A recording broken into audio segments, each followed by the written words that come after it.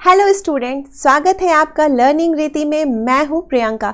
तो पिछली क्लास में हमने एक एग्जाम्पल देखा था जिसमें हमें 3 टाइप्स के सॉल्यूशंस मिले थे और वो सॉल्यूशंस क्या थे? एक विलयन मिला था, निलंबन मिला था और एक कोलाइड सॉल्यूशन मिला था। तो यहाँ पे हम इस लेक्चर में पूरा इन तीनों सॉल्यूशंस को अच्छे से डिस्कस करेंगे। विलयन, निलंबन और कोलाइड सॉल्यूशंस को हम अच्छे से डिस्कस। तो चलिए देखते हैं कि आज के टॉपिक में हम क्या क्या डिस्कस करेंगे। तो सबसे पहले देखेंगे कि विलयन क्या होता है, विलयन की सांद्रता क्या होती है, फिर देखेंगे निलंबन क्या होता है, फिर हम डिस्कस करेंगे कि कोलाइड सॉल्यूशन क्या होता है। तो सबसे पहले बात करते हैं कि विलयन क्या होता है। तो अगर विलयन की बात करें तो विलयन को हम सॉल्यूशन भी कहते हैं। तो जब 2 या 2 से अधिक पदार्थ बिना किसी निश्चित अनुपात के मिक्स होते हैं तो हमें जो मिलता है उसे हम विलयन कहते हैं। अब 2 या 2 से अधिक पदार्थ, वो 2 या 2 से अधिक पदार्थ आपके ठोस भी हो सकते हैं, द्रव भी हो सकते हैं या फिर गैस भी हो सकते हैं। मतलब ठोस, द्रव, गैस में से कोई भी, इन तीनों में से कोई भी पदार्थ मिलके 2 या 2 से अधिक पदार्थ जब मिक्स होते हैं बिना किसी निश्चित अनुपात के तो उनको हम विलयन कहते हैं। और ये जो विलयन हमें मिलता है, अगर मान लिया कि हमने चीनी और पानी को मिक्स किया तो क्या होगा? ये 2 पदार्थ हैं, दोनों पदार्थ आपस में मिक्स हुए तो जो हमें सॉल्यूशन मिलेगा वो सॉल्यूशन जो थ्रू आउट जो उसकी प्रॉपर्टी होगी वो सेम होगी। मतलब समांगी मिश्रण होगा, मतलब कि जो भी एक पदार्थ दूसरे पदार्थ में पूरी तरीके से मिश्रित होगा। ठीक है, तो मतलब यहाँ पे जो हमें मिश्रण मिलता है वो हमें समांगी मिश्रण मिलता है। ठीक है, क्योंकि अगर मान लिया हमने नींबू चीनी का घोल है तो अगर आप पहली सिप लेंगे तो जो आपको टेस्ट और फ्लेवर मिलेगा वो लास्ट सिप में भी आपको सेम वही टेस्ट और फ्लेवर मिलेगा। ऐसा नहीं है कि आपने पहली सिप लिया ज़्यादा मीठा और लास्ट सिप लिया तो आपको हल्का मीठा लगेगा। तो इसका मतलब जो सॉल्यूशन मिलेगा वो थ्रू आउट जो उसकी प्रॉपर्टी होगी वो सेम होगी। तो यहाँ पे एग्जाम्पल जैसे नींबू जल हुआ, सोडा जल हुआ, नींबू पानी हुआ, पानी चीनी का शरबत हुआ और पानी नमक का शरबत हुआ, इन सब की जो प्रॉपर्टी होती है वो थ्रू आउट आपके सॉल्यूशन जो मिलेगा वो सेम होती है इसकी। और जो विलयन होते हैं इनके 2 घटक होते हैं, विलायक और विलेय। तो विलायक क्या होता है? जब कोई भी जो पदार्थ मिलता है उस पदार्थ में जो भी पदार्थ अधिकतम मात्रा में होता है उसको हम कहते हैं विलायक। जैसे अगर हम पानी और यहाँ पे ये है चीनी, पानी और चीनी के घोल में पानी की जो क्वांटिटी होती है वो ज़्यादा होती है और जो चीनी की क्वांटिटी होती है वो कम होती है। तो पानी क्या है यहाँ पे? विलायक। मतलब जो भी पदार्थ, 2 पदार्थ जो मिक्स हैं उसमें जिस पदार्थ की क्वांटिटी ज़्यादा होगी उसको हम विलायक कहेंगे। मतलब वह घटक दूसरे घटक के विलयन में मिला, ठीक है, उसको हम विलायक कहेंगे। विलेय की बात करें, वह पदार्थ जो पदार्थ मिला है उस पदार्थ में जिस पदार्थ की मात्रा कम होती है उसको हम विलेय कहते हैं। जो कि विलायक में जो घटक घुलता है उसको हम विलेय कहते हैं। मतलब क्या है? पानी है और चीनी है, पानी की क्वांटिटी ज़्यादा है, चीनी की क्वांटिटी कम है, तो चीनी को क्या हो रहा है? पानी में मिलाया जा रहा है। तो पानी क्या है? आपका विलायक है और जो मिलाया जा रहा है वो आपका विलेय है। तो चीनी यहाँ पे क्या होगा? आपका विलेय होगा। और एक चीज़, जैसे मान लिया कि हम यहाँ विलायक और विलेय की बात करते हैं, अगर हम बात करें एल्कोहल प्लस वाटर, तो यहाँ पे क्या है? जब पानी और एल्कोहल को मिलाया जाता है तो पानी ज़्यादा होता है, एल्कोहल कम होता है। मान लिया पानी जो होता है वो 80% होता है और एल्कोहल जो है वो 20%। तो यहाँ पे विलायक क्या होगा, विलेय क्या होगा? यहाँ पे जो वाटर है, वाटर आपका विलायक होगा और जो एल्कोहल है वो क्या होगा? आपका विलेय होगा। ठीक है, बट ऐसा नहीं कि अगर कोई भी आपने सॉल्यूशन मिला है आपको तो उसमें अगर कोई पदार्थ विलायक है और कोई विलेय है तो हमेशा ही वो पदार्थ विलायक और विलेय होगा, नहीं। अगर हम बात करें रेक्टिफाइड स्पिरिट की, ठीक है, इसमें क्या होता है? ये भी आपका अल्कोहल और वाटर का मिक्सचर होता है। बट यहाँ पे क्या होता है? जो अल्कोहल होता है वो 90% होता है और वाटर जो होता है वो आपका 10% होता है। तो यहाँ पे क्या हुआ? यहाँ पे जो अल्कोहल है वो आपका क्या होगा? विलायक हो जाएगा। तो यहाँ पे अल्कोहल आपका विलायक है और वाटर जो है वो विलेय है। तो यहाँ पे आपने दो एग्जाम्पल देखा, अल्कोहल प्लस वाटर का मिक्सचर था, अल्कोहल प्लस वाटर का ही मिक्सचर था, एक था रेक्टिफाइड स्पिरिट और एक नॉर्मल जैसे अल्कोहल और वाटर मिक्स करते। तो जहाँ पे अल्कोहल और वाटर का मिक्सचर था वहाँ पे क्या किया, जहाँ पे अल्कोहल 20% था और वाटर 80% था, तो वहाँ पे क्या था, अल्कोहल जो है, जब अल्कोहल की मात्रा कम थी तो वो विलेय था और वाटर की क्वांटिटी ज़्यादा थी तो वो विलायक था। लेकिन जब अल्कोहल की मात्रा ज़्यादा थी और वाटर की मात्रा कम थी, अल्कोहल जब आपका 90% था तो क्या हुआ, वो विलायक हो गया और वाटर आपका विलेय हो गया। ठीक है, तो विलायक और विलेय समझ में आ गया। नेक्स्ट अगर हम देखें विलयन के उदाहरण, तो अगर ठोस का तरल में विलयन देख रहे हैं, ठोस का तरल में विलयन सीधा सा एग्जाम्पल है चीनी और पानी। चीनी क्या है, यहाँ पे ठोस पदार्थ है और पानी क्या है आपका तरल। ठोस का द्रव में विलयन है तो यहाँ पे चीनी आपका विलेय है, पानी आपका विलायक है। इन दोनों को मिक्सचर जो किया तो वो हमें क्या मिला, एक विलयन मिला, ठोस का तरल में विलयन। फिर अगर हम एग्जांपल और देखें वातयुक्त पेय जैसे सोडा, पानी, कोका कोला, इसमें क्या होता है, गैस और द्रव का होता है मिक्सचर। तो यहाँ पे क्या होता है, जो यहाँ पे द्रव क्या है, विलायक की तरह काम करता है और गैस क्या होता है, गैस विलेय की तरह काम करता है। ठीक है, तो जैसे गैस क्या है यहाँ पे कार्बन डाइऑक्साइड और विलायक क्या है आप जल। ठीक है, तो ये समझ में आ गया। जैसे वातयुक्त पेय होता है, जैसे सोडा, पानी हुआ, कोका कोला हुआ, तो उसमें क्या होता है, वो गैस और द्रव का मिक्सचर होता है, उसमें कार्बन डाइऑक्साइड और जल होती है, तब हमें जो सॉल्यूशन मिलता है उसको हम विलयन कहते हैं। ठीक है, फिर हम बात करें हवा। हवा में क्या होता है, गैस में गैस का विलयन होता है। तो मेनली जो हवा होती है उसमें गैस जो होती है, ऑक्सीजन जो होती है 21% और नाइट्रोजन जो होती है अप्रॉक्सीमेटली 78% होती है, अप्रॉक्सीमेट। तो यहाँ पे ऑक्सीजन क्या है आपका, ऑक्सीजन विलेय है और नाइट्रोजन क्या है आपका, नाइट्रोजन आपका विलायक है। ठीक है, तो ये था गैस में गैस का विलयन। फिर अगर हम एक और एग्जाम्पल लें, जैसे आयोडीन और एल्कोहल का मिक्सचर। आयोडीन और एल्कोहल के मिक्सचर में क्या है आपका, एल्कोहल आपको पता है लिक्विड है, आयोडीन क्या है आपका ठोस है।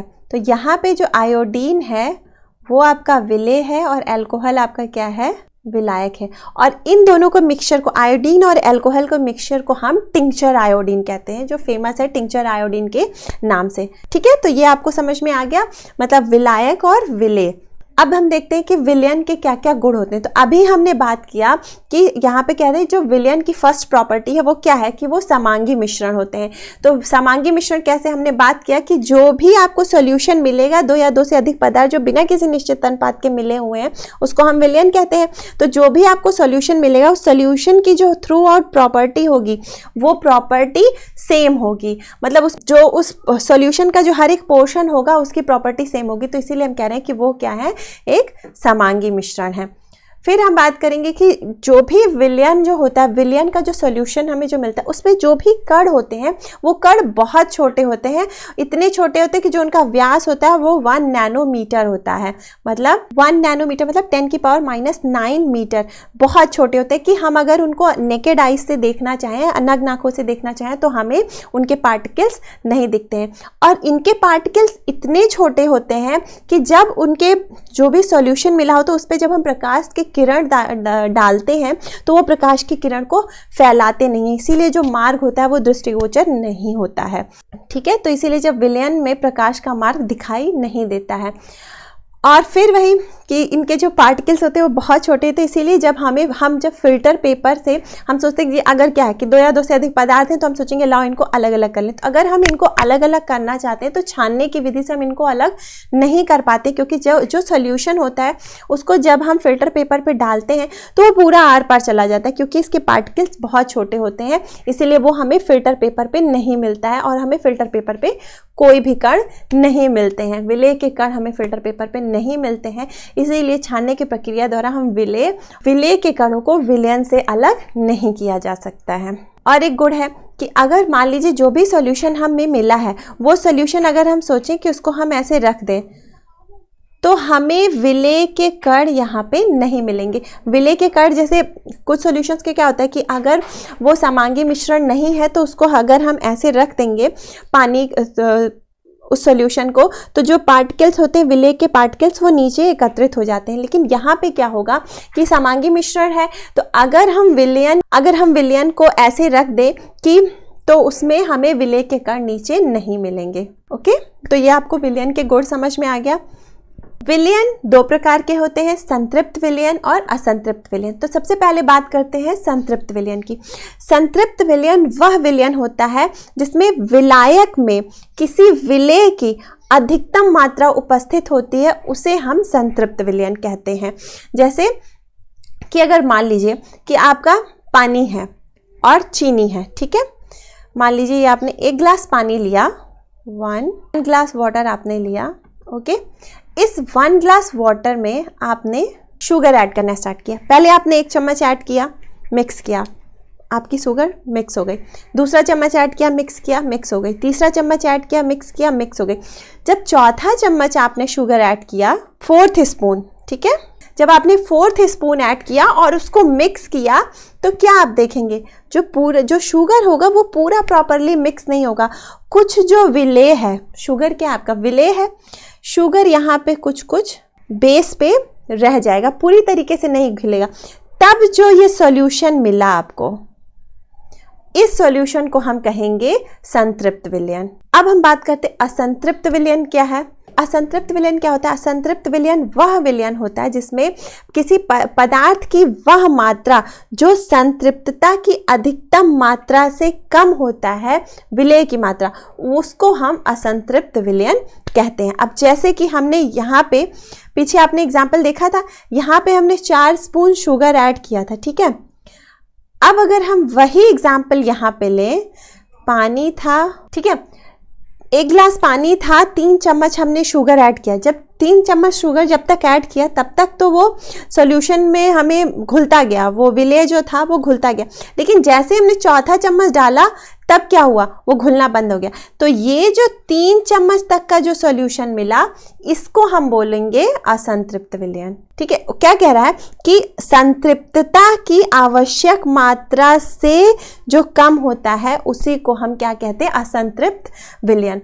मतलब जब तक 3 चम्मच तक हमने डाला चीनी, तब तक जो सॉल्यूशन मिला उसको असंतृप्त विलयन कहेंगे। लेकिन जैसे चौथा चम्मच डाल के हमने मिक्स किया लेकिन वो मिक्स नहीं हुआ, तो उसको हम संतृप्त विलयन कहेंगे। संतृप्त विलयन की एक बात ये भी होती है कि जो भी विलेय पदार्थ है उसके कुछ कण आपके विलयन में उपस्थित हो, ये संतृप्त विलयन की पहचान होती है, ठीक है। और एक बात, अगर हम टेम्परेचर बढ़ाएंगे, मान लिया यहाँ पे 3 चम्मच घुल रहा था, टेम्परेचर इंक्रीज करेंगे तो क्या होगा, आपका चीनी और घुलने लगेगा। टेम्परेचर अगर आपने बढ़ा दिया, आपने यहाँ पे टेम्परेचर मान लिया 5 डिग्री सेल्सियस कर दिया, तो क्या होगा, आपने अगर उसको आप फिर से आपने गर्म कर दिया, पानी को थोड़ा सा गर्म कर दिया, गर्म करने के बाद आप फिर 1 चम्मच चीनी डालेंगे तो फिर वो घुल जाएगी, फिर 1 चम्मच चीनी डालेंगे फिर घुल जाएगी। तो इसका मतलब क्या हुआ, तो क्या हुआ कि ताप बढ़ाने के साथ साथ जो संतृप्त विलयन है असंतृप्त विलयन में बदलता जाता है। तो एक एग्जाम्पल देखते हैं हम। 2 बीकर लिया, दोनों में हमने पानी ले लिया, नमक के 3 स्पून ऐड किए और चीनी के 3 स्पून ऐड किए, ठीक है। इन तीनों को ऐड करने के बाद मिक्स किया, तो क्या हुआ, ये तीनों जो 3 स्पून चीनी और नमक हमने ऐड किया, तो वो तीनों मिक्स हो गए। 1 मोर स्पून हमने ऐड किया नमक तो घुल गया, लेकिन हमने चीनी 1 और स्पून जब ऐड किया तो वो क्या हुआ, घुला नहीं, यहाँ पे क्या हुआ, चीनी बाकी रह गया। तो वहाँ पे आपको क्या दिख रहा है कि हर एक पदार्थ की जो घुलनशीलता है वो क्या है, भिन्न भिन्न है। फिर हमने क्या किया, इसको हीट किया, ठीक है, इसका टेम्परेचर बढ़ाया, दोनों का टेम्परेचर हमने इंक्रीज किया 5 डिग्री।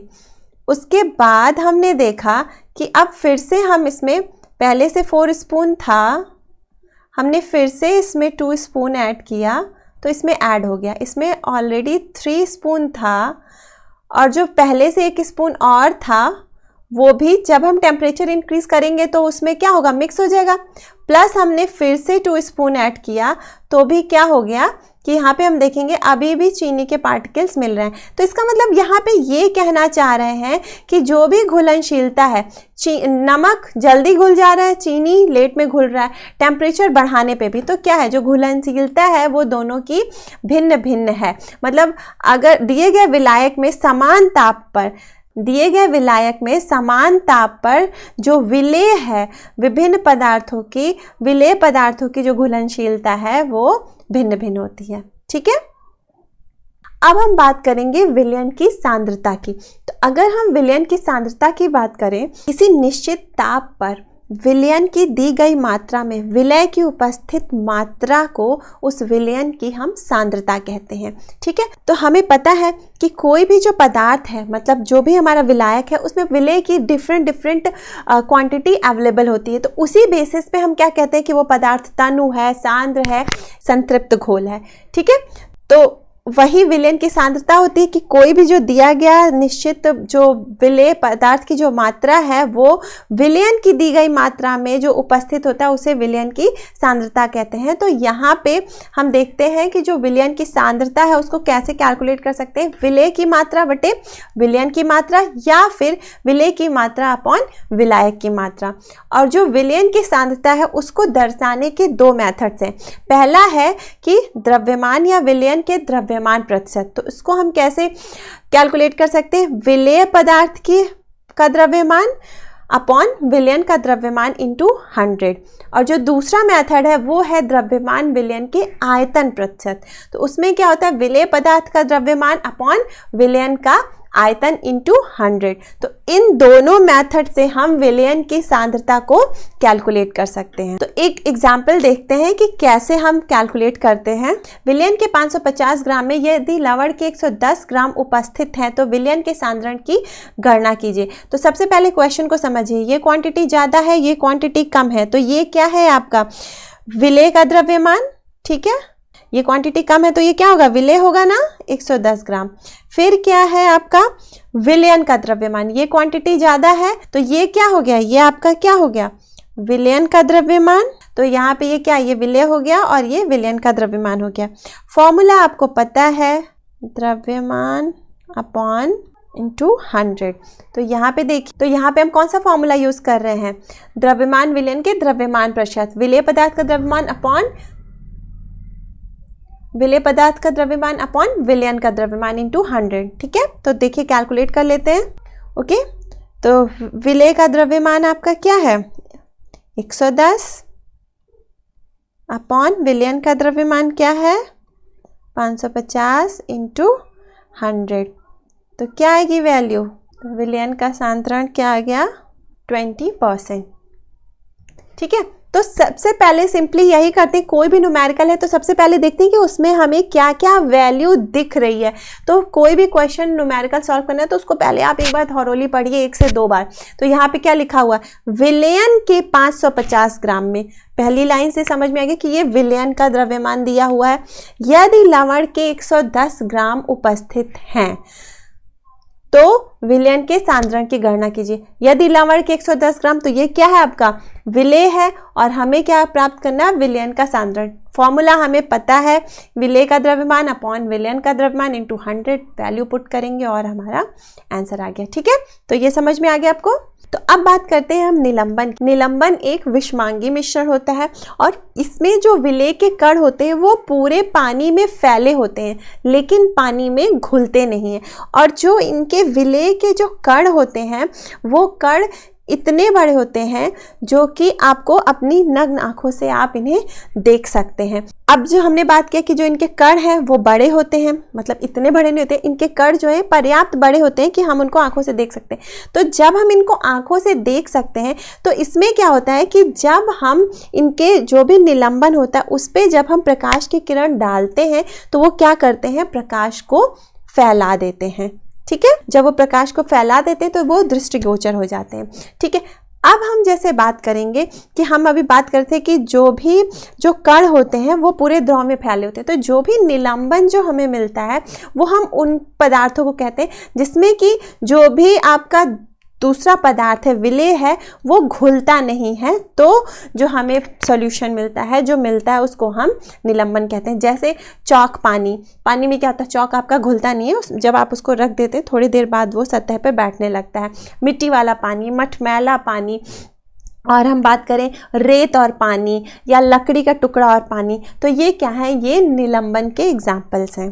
तो अगर हम निलंबन की प्रॉपर्टीज़ की बात करें तो निलंबन का एक विषमांगी मिश्रण है, क्योंकि हमने इसमें बात किया कि जो भी हमारा जो निलंबन होता है उसमें जो कण, एक विलेय का कण जो मिलता है वो घुलता नहीं है, वो उसमें उपस्थित रहता है उस पूरे उसमें आपके पदार्थ में, लेकिन उसमें वो घुलता नहीं है।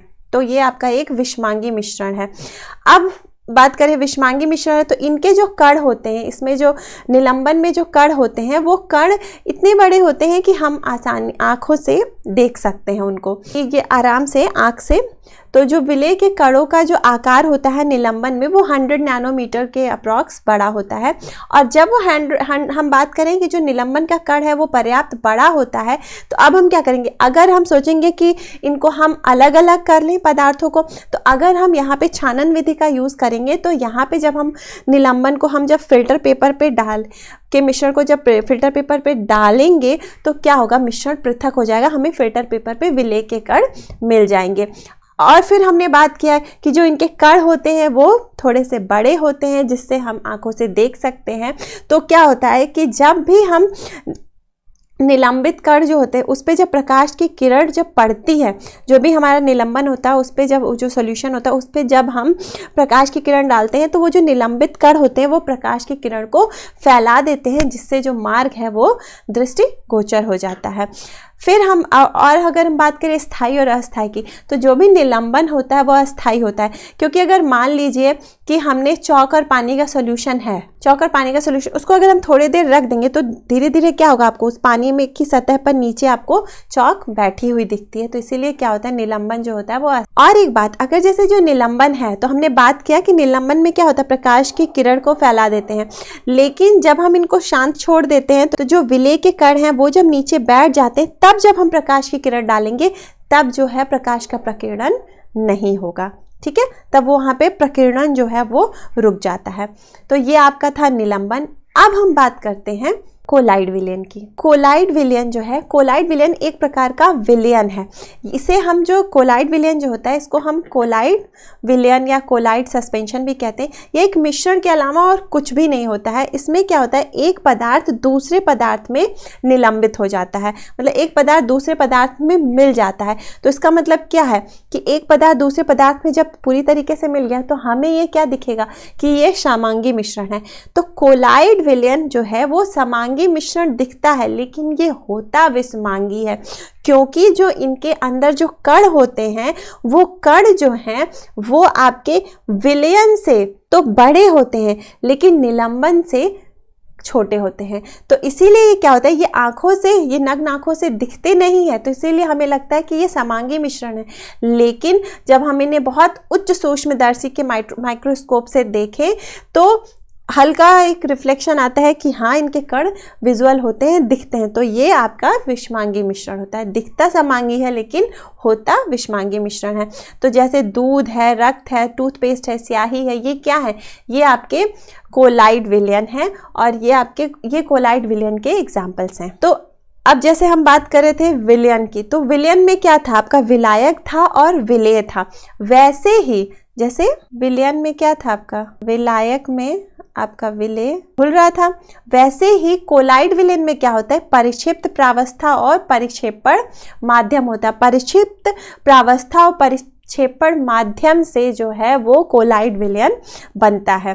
तो अगर हम परिक्षिप्त प्रावस्था देखते हैं कि क्या होता है, विलेय पदार्थ की तरह का घटक या परिक्षिप्त कण जो कि कोलाइडल रूप में रहता है उसे परिक्षिप्त प्रावस्था कहते हैं। और परिक्षेपण माध्यम क्या होता है, वह घटक जिसमें परिक्षिप्त प्रावस्था निलंबित रहता है उसे परिक्षेपण माध्यम कहते हैं। मतलब कि जैसे कह रहे हैं ना कि जिसमें परिक्षिप्त अवस्था निलंबित रहता है, मतलब एक पदार्थ दूसरे पदार्थ में जो मिला रहता है, जिस पदार्थ में मिला रहता है उसे हम परिक्षेपण माध्यम कहते हैं, और जो मिलता है उसे हम विलेय पदार्थ की तरह का घटक परिक्षिप्त कण जो कि कोलाइडल रूप में रहता है उसे परिक्षिप्त प्रावस्था कहते हैं। यहीं पे सीधे लिखा है विलेय पदार्थ की तरह, मतलब कि परिक्षिप्त प्रावस्था जो है वो मिलेगा परिक्षेपण माध्यम में। तो इन दोनों के मिक्सचर से बनता है हमारा कोलाइड विलयन। ठीक है, तो परिक्षिप्त प्रावस्था परिक्षेपण माध्यम समझ गया। तो एक एग्जाम्पल देख लेते हैं। यहाँ पे देखिए हमने क्या बात किया, तो यहाँ पे क्या है, द्रव और गैस द्रव और गैस मिलेंगे तो क्या बनेगा, किस प्रकार का बनेगा, एरोसोल टाइप का। तो इसका उदाहरण क्या है, कोहरा और बादल कुहासा जो है वो एग्जाम्पल है आपके। और ये किसका मिक्सचर है, परिक्षिप्त प्रावस्था इसमें क्या है, द्रव, और परिक्षेपण माध्यम क्या है आपका, गैस। फिर हम बात करें ठोस और गैस की, तो क्या है इसमें भी ये किस प्रकार का होता है, एरोसोल टाइप का। इसमें धुआं, स्वचालित वाहन का निथार जो है ये इसके उदाहरण है।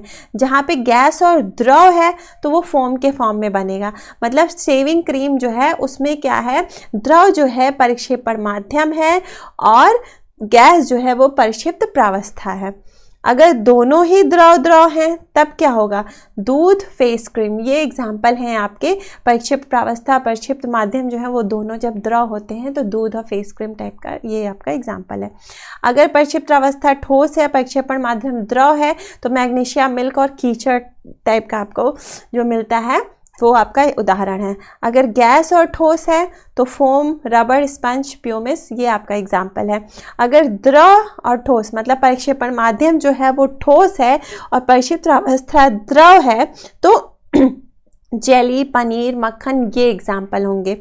और अगर दोनों ही ठोस हैं, परिक्षिप्त प्रावस्था भी ठोस है, परिक्षेपण माध्यम भी ठोस है, तो रंगीन रत्न, पत्थर, दूधिया, कांच, ये आपके एग्जाम्पल होंगे। तो ये एग्जाम्पल थे कोलाइड विलयन के कि क्या कैसे परिक्षिप्त प्रावस्था परिक्षेपण माध्यम से आपका एक कोलाइड विलयन मिल रहा है। हम जैसे बात करते हैं कि जो कोलाइड विलयन होते हैं, कोलाइड विलयन में जी क्या होता है, जो कोलाइड विलयन के जो कण होते हैं वो विलयन से बड़े लेकिन निलंबन से छोटे होते हैं। तो इसका मतलब जो इसमें जो कण हैं वो प्रकाश की किरण को फैलाते हैं। तो यहाँ पे क्या है, जो कोलाइड विलयन के जो कण हैं वो प्रकाश की किरण को फैलाते हैं, ठीक है। अब जब ये प्रकाश की किरण को फैलाते हैं तो ये जो प्रकाश की किरण फैलती है इसी को हम कहते हैं टिंडल प्रभाव।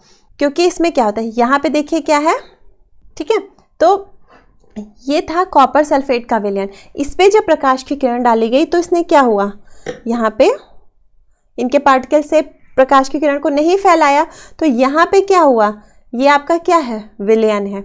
लेकिन यहाँ पे क्या है, दूध और पानी का मिक्सचर था, इस पे जब प्रकाश की किरण डाली तो यहाँ पे देखिए क्या है, प्रकाश की किरण फैल रही है। तो इसका मतलब क्या हुआ कि जो इसके अंदर के कण थे उन्होंने प्रकाश की किरण को फैला दिया, और इसी को हम कहते हैं टिंडल प्रभाव, कि जब प्रकाश की किरण को आसानी से फैला देते ये प्रकाश की किरण का फैलना ही टिंडल प्रभाव कहलाता है। और टिंडल प्रभाव क्यों कहलाता है, इसका नाम टिंडल प्रभाव क्योंकि जिस साइंटिस्ट ने इसको सर्च किया उनका नाम था टिंडल, तो इसीलिए उनके नाम पे इसको रखा गया और इसको कहा जाता है टिंडल प्रभाव। और कोलाइड कणों ने क्या किया, अपने सामान्य प्रक्षेप वर्ग से प्रकाश को बिखेर दिया जो कि एक सीधी रेखा है, ठीक है। और यह प्रकीर्णन प्रकाश किरण के मार्ग को दृष्टिमान बनाता है। तो अगर जैसे आप कभी कभी देखते होंगे, जैसे एक कमरा है, कमरे की दीवार में मान लीजिए यहाँ पे एक छोटा सा छेद है, तो अगर प्रकाश आ रहा है तो यहाँ पे क्या होता है आपका, ऐसे प्रकाश फैल जाता है। तो ये प्रकाश कैसे फैल जाता है, तो यहाँ पे क्या होते हैं, हवा के कण और कार्बन के कण। हवा के कण और कार्बन के कण पे जब क्या होती है, प्रकाश की किरण पड़ती है तो वो कण इतने होते हैं कि वो क्या करते हैं, प्रकाश की किरण को फैला देते हैं। तो ये जो हवा के कण और कार्बन के जो कण होते हैं यही रीजन होते हैं प्रकाश की किरण को फैलाने के। तो टिंडल प्रभाव और ये समझ में आ गया कि कैसे प्रकाश की किरण फैलती है। अगर अब हम बात करें कोलाइड के प्रॉपर्टीज़ के, तो हमने कहा कि ये दिखते तो समांगी हैं लेकिन होते विषमांगी हैं, क्योंकि इनके जो कण हैं वो विलयन से बड़े लेकिन निलंबन से छोटे होते हैं। मतलब कि इतने छोटे होते हैं कि आंखों से देखे नहीं जा सकते हैं, लेकिन वो पूरी तरीके से जो भी सॉल्यूशन होता है उसमें मिक्स नहीं होते हैं। तो इनके कणों का आकार बहुत छोटा होता है। तो जब इनके कणों का आकार बहुत छोटा होता है लेकिन इतना छोटा नहीं होता है कि वो प्रकाश की किरण ना फैला सके, तो इसका मतलब कि ये प्रकाश की किरण के इनके जो कण होते हैं वो प्रकाश की किरण को फैलाते हैं, ये स्थायी होते हैं। फिर अगर बात करें छानन विधि की, तो अगर हम इनके मिश्रण को छानन विधि से पृथक करने की कोशिश करें तो हम इनको पृथक नहीं कर पाएंगे, क्योंकि अगर इनके सॉल्यूशन को, जो भी इनका मिक्सचर है उसको अगर हम फिल्टर पेपर से पास करेंगे तो वो आर पार चले जाएंगे और फिल्टर पेपर पे हमें विलय के कोई कण नहीं मिलेंगे। तो इसीलिए इनको अगर हमें अलग करना है तो हम अपकेंद्रीकरण विधि का उपयोग करते हैं। और जो भी कोलाइड विलयन में जो कण होते हैं वो क्या होता है, हमेशा टेढ़े मेढ़े जिगजैग गति करते रहते हैं। और ये जो टेढ़ी मेढ़ी गति होती है इसको हम ब्राउनी गति कहते हैं। ठीक है, ये जिगजैग मोशन में गति करते रहते हैं, तो ये जो गति होती है इसी को हम ब्राउनी गति कहते हैं। ठीक है, तो आई थिंक आपको ये पूरा ओवरऑल समझ में आ गया होगा। तो समरी एक थोड़ा सा देख लेते हैं। तो विलयन में हमने क्या देखा, 2 या 2 से अधिक पदार्थ बिना किसी निश्चित अनुपात के जो मिलते हैं उसको हम विलयन कहते हैं। इसके 2 घटक होते हैं, विलायक और विलेय। विलायक किसे कहते हैं, जो अधिकतम मात्रा होती है किसी विलयन में, और जो कम मात्रा होती है उसको विलेय कहते हैं, जो अधिकतम मात्रा होती है उसको विलायक कहते हैं। फिर था इसी में हमने पढ़ा संतृप्त और असंतृप्त विलयन। संतृप्त और असंतृप्त, संतृप्त विलयन हमने किसको कहा कि मान लीजिए कि कोई भी विलयन है, उस विलयन में जब हम विलेय की अधिकतम मात्रा डालते जाते हैं और उसके जो सरफेस है उस पर विलेय के कण मिलते हैं तो उस सॉल्यूशन को हम कहेंगे संतृप्त विलयन। लेकिन असंतृप्त विलयन कि जो हम मैक्सिमम मात्रा डाल रहे थे उसके घुलने से घुलने तक, तो जब वो घुलना बंद हो रहा उसके पहले तक की जो मात्रा होगी, जो सॉल्यूशन मिलेगा, जो विलयन मिलेगा, उसको हम असंतृप्त विलयन कहेंगे। और जब हम टेम्परेचर बढ़ाएंगे तो टेम्परेचर बढ़ाने में क्या होगा, जो भी संतृप्त विलयन है वो असंतृप्त विलयन में कन्वर्ट होता जाएगा। ठीक है, तो विलायक पढ़ लिया, विलेय पढ़ लिया। विलयन की सांद्रता की बात की थी कि जो भी विलयन है उस विलयन में जो भी विलेय की मात्रा उपस्थित है उसे विलयन की सांद्रता कहते हैं। और उसके लिए हमने फॉर्मूले देखे और न्यूमेरिकल भी हमने कैलकुलेट कर लिया।